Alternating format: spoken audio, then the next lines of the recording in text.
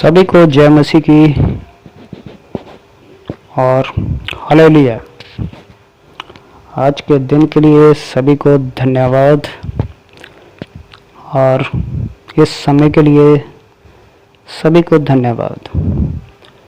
सचमुच परमेश्वर हमें बाइबल की छोटी छोटी बातों में एक दूसरे के साथ जो सीखने का समय देता है, जो परमेश्वर में सीखने के लिए जो उसके चाहने वाले उसकी बातों को जो खोजते हैं, तो सचमुच परमेश्वर उन्हें ये राह दिखाता है कि हम उन बातों से अपने आप को बना के रखें। तो आओ आज के इस वचन में चलते हैं कि परमेश्वर का वचन आज हमारे लिए जो ऐसे ही बातों के साथ जो हमें और आपको बनाए रखे और सलामत रखे। तो आओ परमेश्वर के वचन में बात करते हैं। आज का टॉपिक है पाप के ऊपर जीत, बदी के ऊपर जीत। हालेलुया।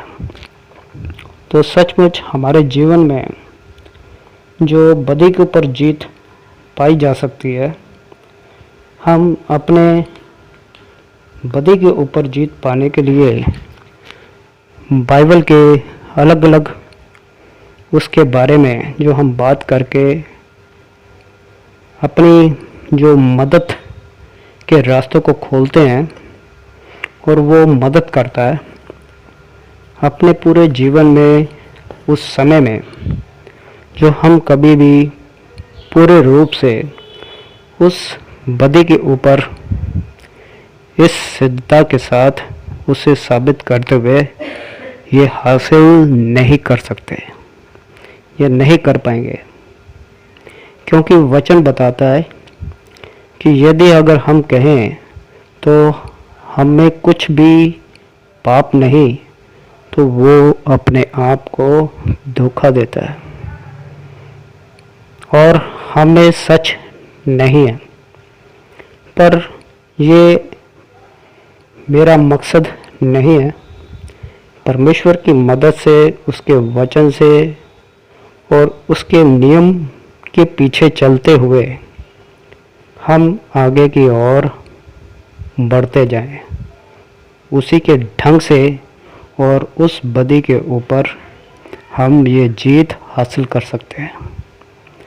ज़्यादा से ज़्यादा मसीह की तरह बन सकते हैं, और मसीह में जीतने के लिए हमारी कोशिशें और उन कोशिशों के लिए जो दिया गया है वो ज्ञान, जो समुंदर है वो पवित्र आत्मा का है, और परमेश्वर ने हमें पवित्र आत्मा दिया है ताकि हम मसीह में जीत सकें। परमेश्वर ने शरीर के कामों और आत्मा में फल में उलट कोशिशों को, जैसे वचन में बात करता हूँ, जैसे परमेश्वर कहता है कि मैं कहता हूँ कि आत्मा के अनुसार चलो, तो हम शरीर के इच्छा से और किसी शिक्षा से पूरी नहीं कर सकते। हालेलुया। तो सचमुच है कि बल्कि हमें शरीर आत्मा के उलट में और आत्मा शरीर के उलट वो सारी इच्छा को पूरा करती है, और ये एक दूसरे के हमेशा वैरी हैं। इसलिए जो कि हम करना चाहते हैं वो नहीं कर पाते, और अगर हम आत्मा के चलाए चलते तो उसकी आज्ञा और उस शिक्षा के नीचे नहीं रहते, बल्कि शरीर के काम जो साफ है, जैसे व्यभिचार, गंदे काम, लुचपन और बुत परस्ती, जादू टोना, वैर, झगड़ा, जलन, गुस्सा, विरोध, फूट और धर्म के बीच में फूट, विधर्म, हालेलुया। और भी गुनाह जैसे ढा, मतवालापन,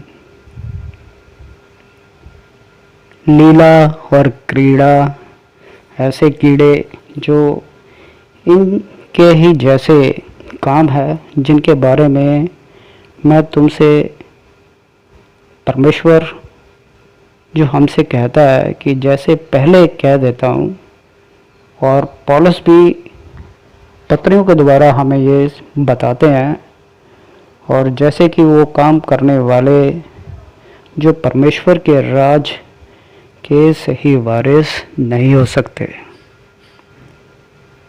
पर आत्मा का फल उसके प्यार में और उसकी खुशी में और उस मेल मिलाप में है जो धीरज और कृपा, उस भलाई, विश्वास, नम्रता और काबू में है। और ऐसे कामों के उलट कोई भी उसकी आज्ञा और कोई हुक्म नहीं है, कोई शिक्षा नहीं है, क्योंकि ये हमें सब आत्मा अपने समय के साथ हमें बताती है, वो सिखाती है और वो सिखाएगा। और जो मसीह यीशु में वो है जिन्होंने उस शरीर को उसकी इच्छाओं में, ख्वाहिशों के साथ जो उसे क्रूस पर चढ़ा दिया, अगर हम आत्मा के द्वारा जिंदा हैं तो उस आत्मा के मुताबिक ही चलें।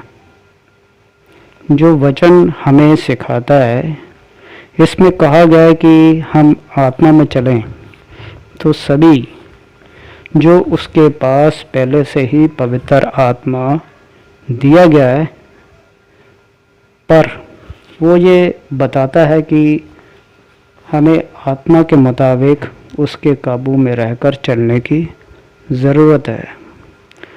इसका अर्थ है कि हमें शरीर की मर्जी के पीछे चलने के बजाय लगातार हमारे जीवन में पवित्र आत्मा की जो प्रेरणा में चुने हुए काम जो हमें करना है, जिसका फर्क पवित्र आत्मा एक इंसान के जीवन में ला सकता है, और वो पतरस के जीवन में दिखाता है। हालेलुया। जिसने पवित्र आत्मा को स्वीकार किए जाने से पहले, जैसे प्रभु का 3 बार इनकार किया है, जरूरी नहीं है कि वो परमेश्वर में सीधा ही वो, जैसे उसके चुने हुए भी हम जीवन में देख सकते हैं, कई बार वो अपने हिम्मत के साथ टूट जाते हैं या पीछे रह जाते हैं, और जिनके जीवन में चाल चलन में जो ये आत्मा उसको दुख और उसकी जांच नहीं करता, तो वो पवित्र आत्मा में, वो प्रार्थना में उसके बढ़ने की, आगे की वो उन्नति नहीं है, उसकी कोई बढ़ोतरी नहीं है। हालेलुया। तो इसी तरह जिस तरह के पतरस के जीवन में जैसे उसने यीशु का 3 बार इनकार किया, तो ऐसे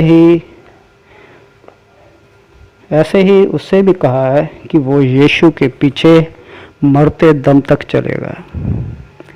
चेलों के जीवन में भी ये परिस्थितियां आई है, और जैसे कि वचन में पतरस के जीवन में दिखाया है कि वो पानी में चला और पानी में कुछ कदम तक चलने के बाद वो पीछे की ओर उसने मुड़ के देखा है। वो संसारिक इच्छाओं की तरफ जो हमें जिसके हम आदी हो चुके हैं। Hallelujah, hallelujah. और आत्मा में भरने के बाद उसके चाहने वाले जो वो दिन जो खुलेआम जो साहस के साथ वो बातें करते हैं, वो आत्मा के मुताबिक तब चलते हैं जब वो आत्मा को बुझाने की कोशिश नहीं करते। हालेलुया। यह तो अजीब सी बात है ना, क्योंकि पत्रियों में भी वो वचन को बताया गया है। अगर हम पढ़ेंगे पहला थिस्सलुनीकियों के वचन में, उस पर साफ लिखा है कि अपनी आत्मा को ना बुझाओ। पर हमारे जो इस जीवन में कुछ ऐसी घटनाएं होती हैं, सच है, और यही कहा गया है कि इसकी बजाय हम आत्मा से भर जाने की खोज करते हैं।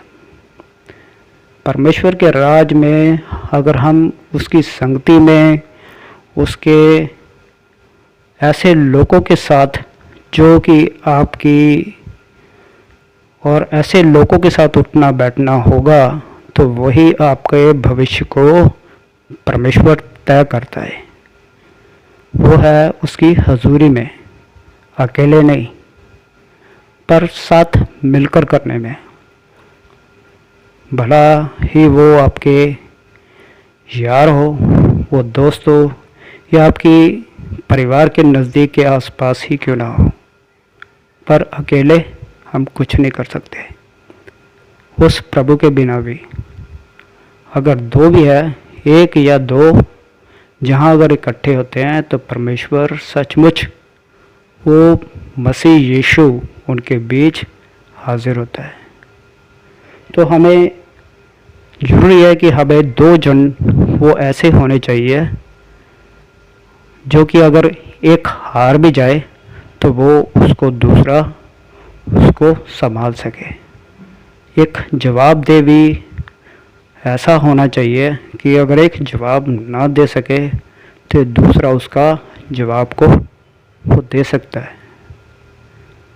तो परमेश्वर ऐसे ही आत्मा के साथ हमें अपने ही ऐसे ही सहायक के साथ जो संभालता है।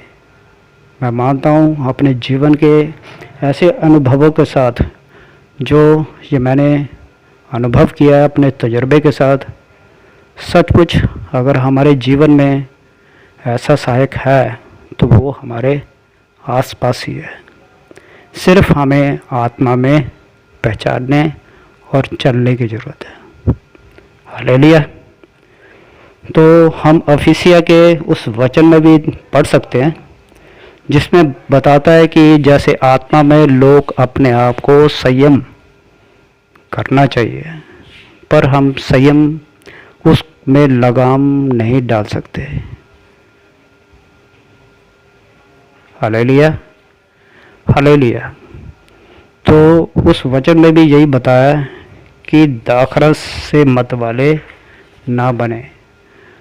जैसे कि हम अन्य बोली के साथ कई बार हम प्रार्थना में भी देख सकते हैं कि वो लोग आत्मा से भी कुछ अपने आप में ऐसे कामों को करते हुए कि ऐसे मैं बयान नहीं कर सकता, मगर ऐसा होता है कि हमें अपने आप में संयम करने की ज़रूरत है, क्योंकि इसमें ऐसे कामों में वो पाप भी होते हैं जैसे लुचपन, और आत्मा से भरपूर होते जाओ।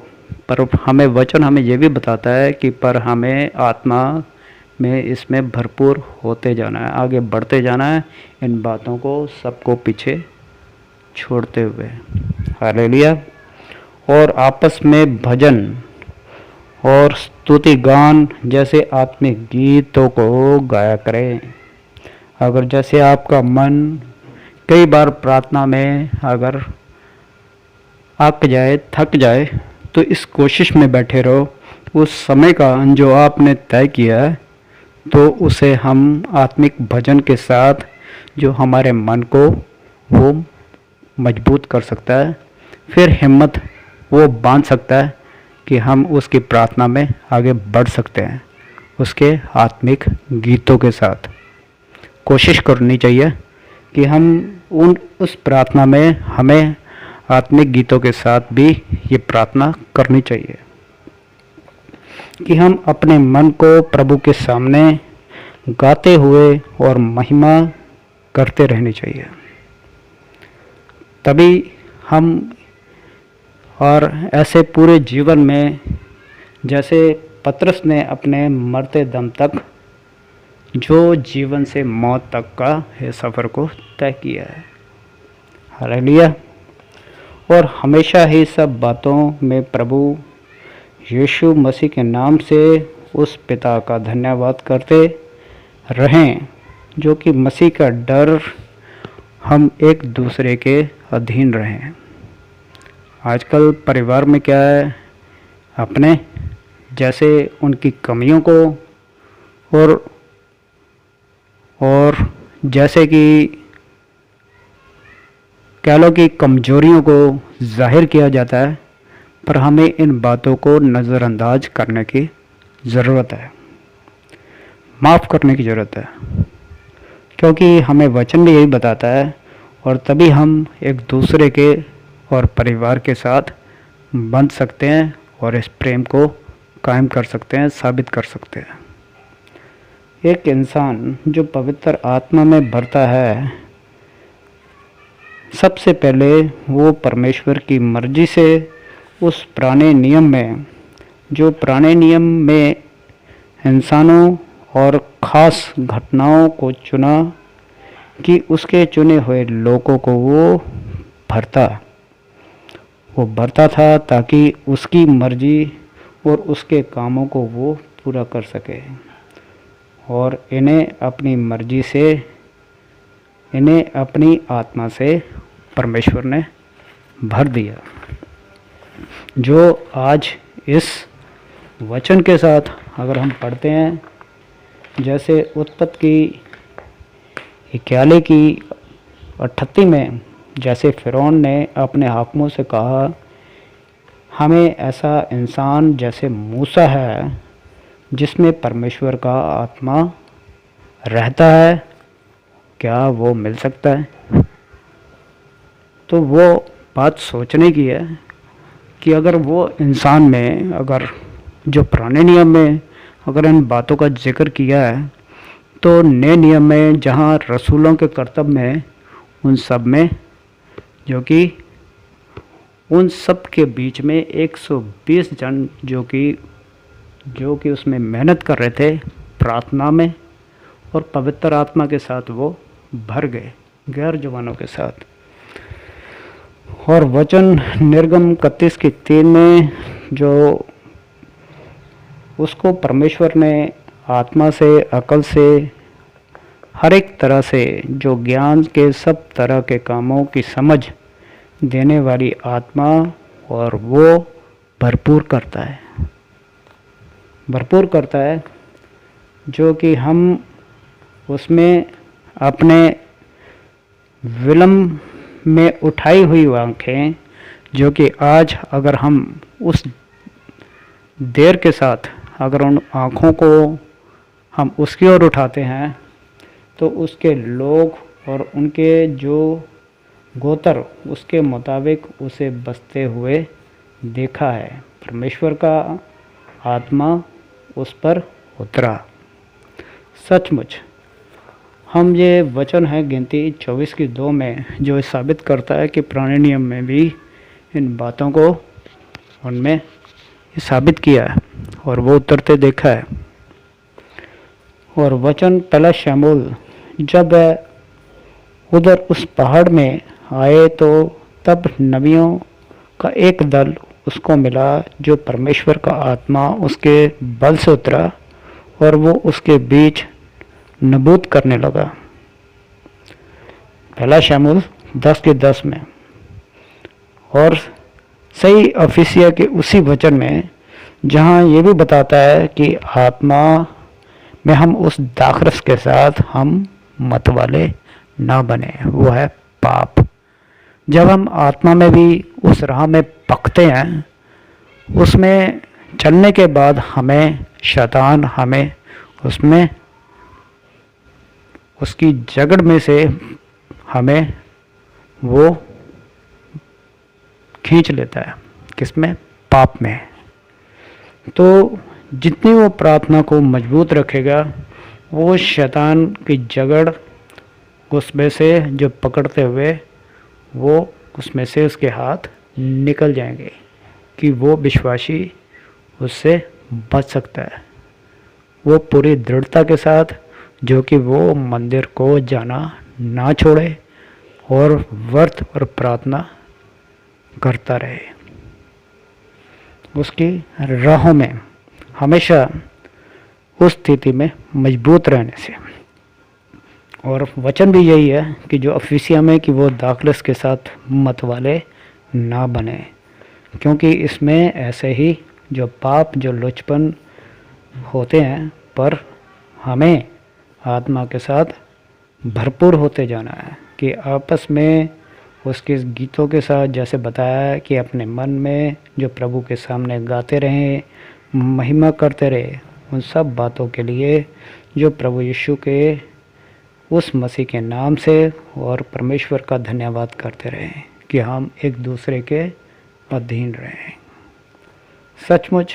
और वचन जो कि अगला है उस कलूसिया में, जो मसीह के वचन में अपने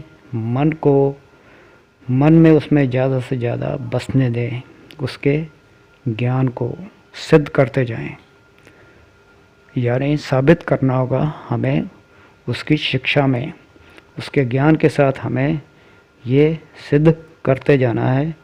और ज्ञान के साथ एक दूसरे को सिखाते जाएं और चिताओ कि अपने मन में उसकी कृपा के साथ जो परमेश्वर के लिए और उसकी भजन और स्तुति जो आत्मिक गीतों को गाते रहें। हालेलुया। सचमुच मैं आगे इसके अगले भाग में बताऊंगा, जो कि इस बात के साथ मैं ये यहीं पे ख़त्म करता हूँ, जो कि अगर आपने सुना है तो सचमुच इसके अगले भाग को भी आप पूरा करेंगे। सबको जय मसीह।